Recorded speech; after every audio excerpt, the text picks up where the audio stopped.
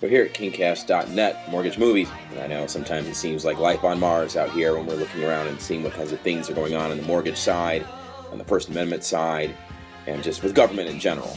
But one thing's for certain is that when people want to get educated, they come here. That's why Harmon Law is busy, reading my websites, Big Foreclosure Mill, and that's why, I've shot the president, by the way, and the president comes here often as well. I've documented that on prior occasion, but he's back.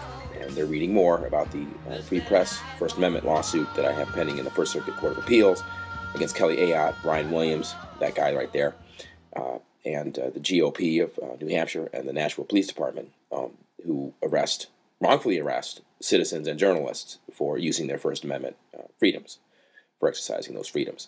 In any event, Brian Williams said I wasn't a journalist, yet there's the press release that Kelly Ayotte sent me when she was AG.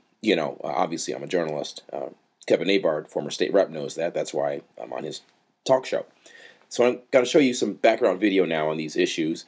The first is going to be the Kelly Ayotte issue, where I was clearly invited into a Joe Arpaio event and then kicked out after Ryan Williams told me I was no longer a journalist. I don't know how that happened. And then the other event I'm going to show you is the ongoing Title XIX lawsuit. There's litigation against Roderick Bremby. He's the DSS director in Connecticut. And they lied about the timeliness of my mother's application for Title XIX benefits. She needs Medicaid, she's got Alzheimer's, and they're busy lying about when it was provided. And their own affidavits show that. The court doesn't know what to do with this one. Stay tuned.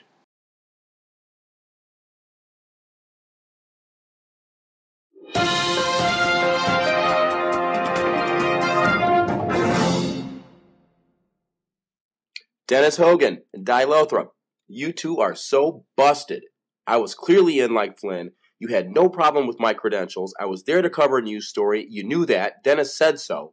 And then all of a sudden, Kelly Ayotte or Ryan Williams told you to get rid of me. Now, if you think you're going to outsmart me, you better think again, because I've got something for you. He's running for I know. United States Senator. I know. Hey, Jim, good. How you Hi, doing? I'm Di Lothrop. Who are you? KingCast.net. I'm sorry? KingCast.net. KingCast.net. KingCast.net. Yes. Okay, so you're here as a Media, press? yeah. Did you sign in? Yes, I have. Okay. He and I know each other. Oh, okay. He's a For years. troublemaker, and I've told everybody that. Okay. But we agreed on some things. But I always say he's a good troublemaker. It's just, I hope he'll stick to good troublemakers. Yeah, stick to my- we don't disrupt the I stick to my constitutionally protected freedoms. And that's nothing more, nothing less. I'm just being a reporter today. There you go. And this is what happens when you mess with a smart nigger like me. You'll learn.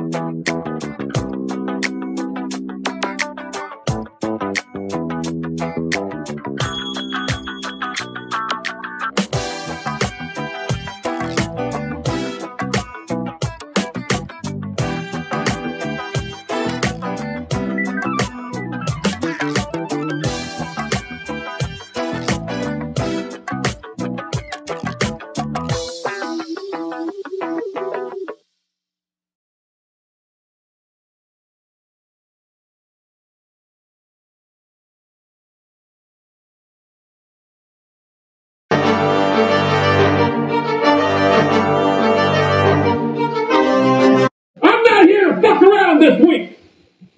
Now you may be, but I'm not. Gentlemen, let me tell you something.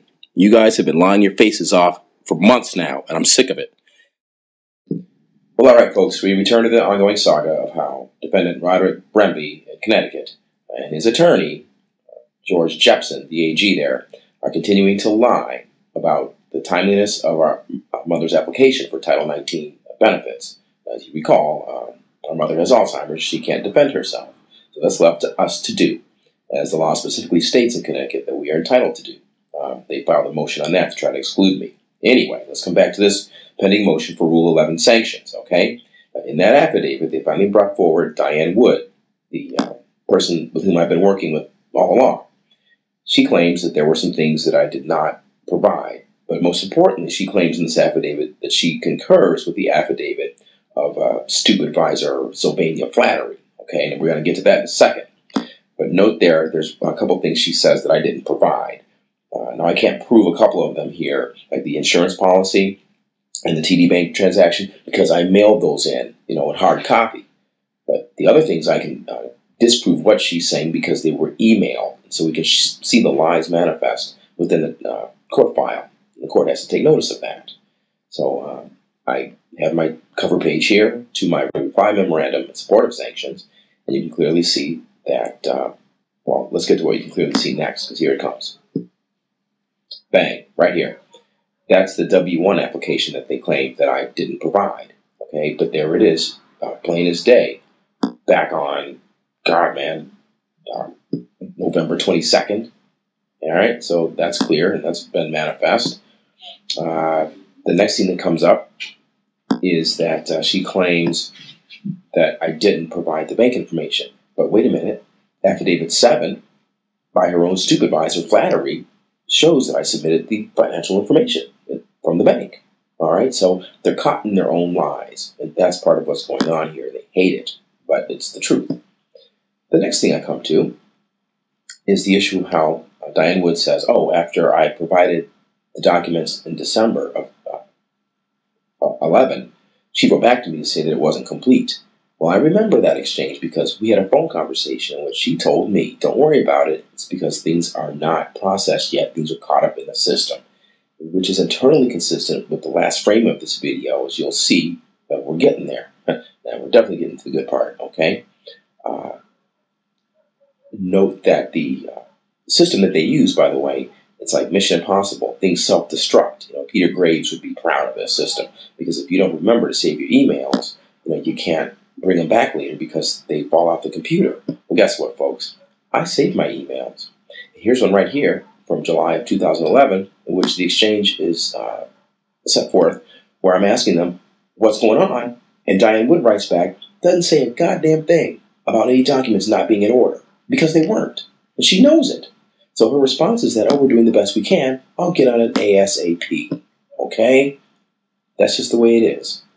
So, in any event, I guess now, we're coming to the last documents. And, oh, yes, my initial Rule 11 petition for sanctions. I told them right then that there were issues, and they tried to ignore it. Well, you can't keep ignoring it, because we're right here in manifest. If there's no sanctions coming for these people in this court, then there is no justice in this court. They lied. They're trying to keep me out of the case, and it should not be tolerated by the judge, Judge Alvin Thompson. Thank you.